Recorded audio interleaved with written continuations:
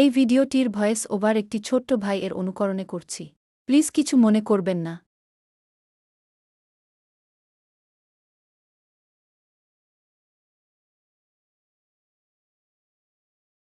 আজকে আমরা বানাবো পাস্তা।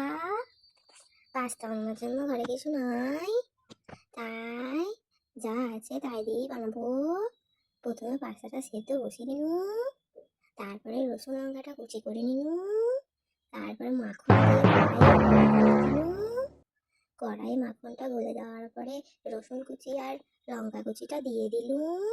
লঙ্কাটায় বেদম ঝাল হয়েছিল, তাই জন্য আমার বর খেতে পারে নাই। দুটো চারটে খেয়ে পুরো পাস্তাটা আমাকেই খেতে হয়েছে। তাহলে চলো বলি কেমন করে করলুম।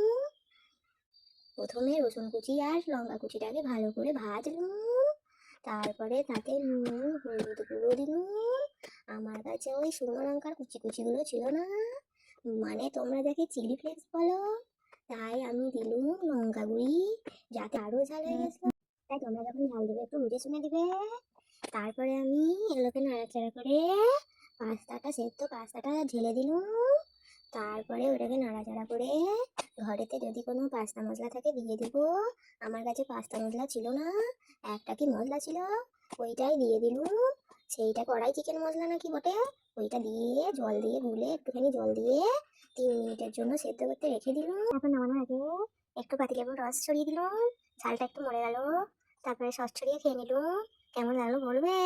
এত খিদে পেয়েছিল, প্লেটে সাজাবার পর আর চোখ দিল হয় নাই।